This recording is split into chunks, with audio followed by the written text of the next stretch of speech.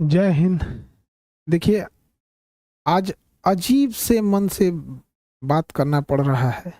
बड़ी दुखद खबर के साथ अचानक से सब चीज़ चल रहा था। कहीं कुछ कुछ लोगों से कॉल आने लगा कि सर आप न्यूज़ देखिए, या फिर ऐसे ऐसे घटना हुई है कि रोशन सर के भाई की नेपाल में संदिग्ध स्थिति में डेथ हो गई। तो हमें कुछ देर के लिए विश्वास ही नहीं हुआ। हमको लगा कि ऐसे बोल रहा है सब। आजकल फेक न्यूज वगैरह के चक्कर में हमको लगता है ऐसा, तो हम डांटे भी, तुम लोग को ये सब नहीं समझ में आता है, कुछ से कुछ बोलते रहता है। तो कुछ पल के लिए विश्वास नहीं हुआ कि ऐसे कैसे हो सकता है। फिर धीरे धीरे कुछ लोग न्यूज भेजने लगे, फिर न्यूज पे देखें। जब न्यूज देखे ना, तो पैर के नीचे से जमीन खसक गया। एक समय एक कैसा अजीब करवट ले रहा है, किस दौर में, किस स्थिति में समय चला गया है। आखिर ऐसे कैसे हो गया? एक बार आप इसको न्यूज को पहले देखिए। उसको कोई कुछ नहीं किया गया है। इससे पहले मतलब सही से सो नहीं रहा था 5-7 दिन से। उसको थोड़ा सा जो है सेक्रेटरी प्रॉब्लम था, जो जिसका कि वो दवाई खाता था। ज्ञान बिंदु कोचिंग संस्थान के डायरेक्टर रोशन आनंद के भाई प्रिंस यादव की संदिग्ध स्थिति में मौत हो गई। वहीं उनकी मौत के मामले में अब एक बड़ा खुलासा हुआ है। प्रिंस यादव के साथ नेपाल गए उनके दोस्तों ने बड़ा खुलासा करते हुए बयान दिया। सुनिए, प्रिंस यादव के साथ नेपाल गए उनके दोस्तों ने उनकी मौत को लेकर क्या कुछ बताया। हम प्रिंस का दोस्त हैं। प्रिंस का पहले से दवाई चलता था मेंटल का, उसको 2 बार अटैक आ चुका था। उसको कोई कुछ नहीं किया गया है। इससे पहले मतलब सही से सो नहीं रहा था 5-7 दिन से। तो 2-3 दिन से वो दवाई स्टार्ट किया, तो 2-3 दिन से मतलब पर्याप्त मात्रा में सोने लगा। कल भी देखे सो रहा है, तो बोले अब तो रिलैक्स हो गया। मुझे इसको जो सो गया तो उसको मेंटल ऑटोमेटिक शांत हो जाता है। तो हम लोग सोचे कि अब सो रहा है। तो उसके बाद मतलब शाम में मतलब हम लोग बाहर निकले। एक मतलब मेरे साथ में जो है ललटू और परजेश जो है उसको वहाँ पे छोड़ के गए। तो वो आके मतलब पर्याप्त मात्रा में सो रहा था। धीरे धीरे हुआ कि लंबा मतलब सांस लेने लगा, लंबा सांस लेने लगा। तो उसके बाद वो हमको कॉल किया हम लोग को, तो तुरंत हम वहाँ आए। हम जितना भी थे साथी उसको तो एम्बुलेंस मंगवाए। एम्बुलेंस न्यूरो हॉस्पिटल लेकर आए, समझे। तो वही उसी एक क्रम में उसका डेथ हो गया। कोई मारा क्या? नहीं, कोई नहीं। हम लोग बहुत करीबी दोस्त हैं। हम लोग क्यों कुछ करेंगे उसको? कोई दूसरा है कोई मारा? नहीं, कोई नहीं। उसको पहले से दवाई चलता था। हम लोग जो है 3 तारीख को प्रिंस के साथ यहाँ नेपाल आए हुए थे और नेपाल में अलग अलग होटल में रह रहे थे। इस घटना के रात में अचानक क्या हुआ कि हम लोग 6 बजे का प्रिंस खाना वाना खा करके अच्छा से सो गया था, दवाई खा करके। उसको थोड़ा सा जो है सेक्रेटरी प्रॉब्लम था, जो जिसका कि वो दवाई खाता था। घटना के दिन हम लोग जो है यानी कि इनरवा घूमने के लिए थोड़ा सा चल गए थे, क्योंकि वो सोता था। तो हम लोग सोचे तब तो घूम आते थोड़ा देर। वो पूरा सामान ही था। और यानी जब हम लोग घूम के आए, जब घूमने गए तो वहाँ फोन आया कि ऐसे इसका तबीयत खराब हो चुका है। तो जब तक हम लोग आए तब तक एम्बुलेंस में बिठा करके हॉस्पिटल ले गए। तो हॉस्पिटल में प्रयास किया बचाने का, लेकिन बचाया नहीं जा सका। उसको हम लोगों में से किसी के द्वारा मारपीट नहीं किया गया है, ना ही किसी अन्य व्यक्ति के द्वारा मारपीट किया गया है। कोई मारा नहीं है। वो जो है बीमारी के मतलब सेक्रेटरी का बहुत समय दवाई खा रहा था, उसी के कारण मरा है। पटना के ज्ञान बिंदु कोचिंग संचालक रोशन आनंद के भाई प्रिंस यादव की नेपाल के विराट नगर में हुई मौत को लेकर नेपाल पुलिस की जांच में बड़ा खुलासा सामने आया। शुरुआती जांच में ये बात सामने आई कि प्रिंस यादव मिर्गी की दवा का सेवन करते थे और उनके कमरे से ऐसी दवाएं भी बरामद हुई। नेपाल पुलिस के अनुसार प्रिंस यादव अपने कुछ दोस्तों के साथ विराट नगर के एक होटल में ठहरे हुए थे। पूछताछ में उनके दोस्तों ने बताया कि प्रिंस कई दिनों से ठीक से सो नहीं रहे थे और उन्हें लगातार नींद नहीं आने की समस्या थी। बताया जा रहा है कि दवा शुरू करने के बाद ही उन्हें नींद आने लगी थी। जांच के दौरान पुलिस को प्रिंस यादव के कमरे से एपिलेप्सी की दवा मिली है। पुलिस अब ये पता लगाने की कोशिश कर रही है कि वो किस बीमारी का इलाज करा रहे थे और दवा का सेवन डॉक्टर की सलाह पर कर रहे थे या नहीं। पुलिस इस पहलू को भी खंगाल रही है कि दवा, नींद की कमी और शराब के सेवन का उनके स्वास्थ्य पर क्या असर पड़ा। होटल में मौजूद दोस्तों के मुताबिक शनिवार रात प्रिंस यादव की तबीयत अचानक बिगड़ गई। इसके बाद उन्हें तत्काल अस्पताल ले जाया गया, जहां इलाज के दौरान डॉक्टरों ने उन्हें मृत घोषित कर दिया।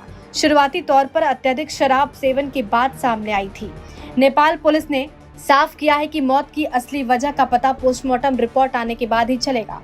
फिलहाल पुलिस होटल के सीसीटीवी फुटेज, होटल रजिस्टर और साथ मौजूद लोगों के बयान के आधार पर जांच आगे बढ़ा रही है। वहीं नेपाल पुलिस के मुताबिक प्रिंस एपिलेप्सी की दवा का सेवन करते थे। नेपाल पुलिस ने प्रिंस के रूम से एपिलेप्सी की दवा भी बरामद की है। वहीं अब देखने वाली बात होगी कि आगे इस मामले में क्या कुछ निकल कर सामने आता है। देखिए, जब वीडियो देखने के बाद एकदम दिल दहल गया। किसी परिवार के लिए इससे कठिन दौर क्या आ सकता है। भगवान इस कठिन दौर से निकलने के लिए उनको सहन शक्ति दे। इतनी भयानक स्थिति और इतनी कठोर स्थिति में वो कैसे निकल पाएंगे लोग। इस घटना के बाद पता नहीं कैसे परिवार सहन करेगा इसको। इस कठिन दौर में हमारी संवेदना परिवार के साथ है। जब कभी आदमी ऐसी खबर सुनता है तो दिल बैठ जाता है। किसी के परिवार के साथ ऐसा ना हो, दुश्मन के परिवार के साथ भी ऐसा ना हो। हमारी पूरी संवेदना है परिवार के साथ। हमसे जो संभव हो सकेगा, हम अभी परिवार किसी बात करने की स्थिति में नहीं होगा। हम इस चीज़ को समझ सकते हैं कि किसी के साथ ऐसा ना हो, लेकिन हमसे जो प्रयास होगा, हमसे जो कहेंगे लोग, हम वो हर संभव मदद करने को तैयार हैं, चाहे जो कुछ वो कहेंगे। इसमें सबसे ज़रूरी बात क्या है कि जो मीडिया को काफ़ी संवेदनशील होने की ज़रूरत है। जो ऑथेंटिक न्यूज़ है वही चलाएं। अलग अलग इधर उधर अफवाहें या अटकलों पे ना जाएं। ये बहुत संवेदनशील मामला है और पुलिस अपना एक ऑफिशियल बयान जारी करे जिससे कि स्पष्ट हो सके चीज़ें क्या हैं और जल्दी से जल्दी इसका पोस्टमार्टम रिपोर्ट सार्वजनिक किया जाए। और सबसे ज़्यादा जो अजीब सा चीज़ लग रहा है, ये कोइंसिडेंस, ये कैसे कोई तीसरा इंसान इसमें इन्वॉल्व लग रहा है। आखिर इतनी खतरनाक चीज़ें, इतनी अमानवीकृत कैसे कोई कर सकता है। तो इसमें कोई ना कोई तीसरा साजिश जरूर कर रहा है। इसके लिए एक उच्च स्तरीय जांच होनी चाहिए और उच्च स्तरीय जांच की रिपोर्ट को लाया जाए और जो दोषी पाए जाएंगे उनमें एक को भी न छोड़ी जाए।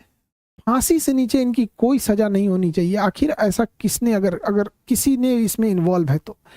अभी न्यूज में पता चल रहा है कि अलग अलग न्यूज अलग अलग चला रहे हैं। कृपया करके न्यूज वालों से भी हाथ जोड़कर विनती है। कोई कहता है कि मिर्गी की दवा खाई, एक दूसरा न्यूज देखो तो कोई कह रहा है कि शराब, कोई अलग न्यूज दिखा रहा है, कोई कुछ न्यूज दिखा रहा है। तो कृपया न्यूज वाले ऑथेंटिक चीजों को दर्शाओ। किसी की जान गई है, क्या मिर्गी की दवा कहाँ से थी, कहाँ से लाया गया, इसकी जांच पुलिस सार्वजनिक करे इस मामले को। और जो न्यूज में चल रहा है कि 5 लोगों को हिरासत में लिया गया है, सबसे जरूरी चीज है कि उन 5 लोग कौन कौन से थे, वो उनको नाम सार्वजनिक किया जाए। उनकी भी जांच होनी चाहिए कि वो आखिर कौन थे। दोस्त के रूप में कोई और तो नहीं था। ये तीसरा एंगल कोई हो भी सकता है इसमें। इस चीज को नकारा नहीं जा सकता है कि जिस तरह से इस मामले को तूल पकड़ाया गया, एक गार्ड का मैटर था, अपना सॉल्व हो जाता इसको, लेकिन इसको इस तरह से तूल पकड़ाया गया इतना बड़े लेवल पे। और इधर ये जब ये घटना सामने आती है तो कुछ समझ में नहीं आता है क्या करें आप। इतने कठिन परिस्थिति में पूरे लोगों को से भी विनती करते हैं कि परिवार का सहानुभूति रखें और इस बात पर जोर दें कि तीसरा एंगल पर जांच हो और जो लोग संदिग्ध, नेपाल ने किन 5 लोगों की गिरफ्तारी की है उनकी भी जांच होनी चाहिए और एक उच्च स्तरीय जांच बैठाकर जो भी दोषी पाए जाएंगे उनको फांसी से नीचे सजा नहीं होनी चाहिए।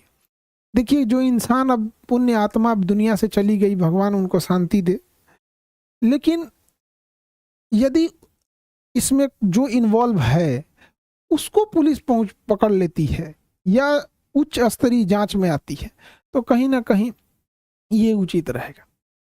इस कठिन परिस्थिति से अजीब सा समय ले आ देता है। कभी कभी समय इंसान को ऐसे जगह ला के खड़ा करता है ना, जहाँ इंसान को कुछ समझ में नहीं आता है क्या हो रहा है, ये समय का चक्र किधर चल रहा है, कौन सी साजिश चल रही है, कौन कौन इसमें इन्वॉल्व हो रहा है, कौन तीसरा इंसान तो नहीं इन्वॉल्व हो रहा है, आखिर वो 5 लोग कौन थे और उसके साथ क्या कर रहे थे।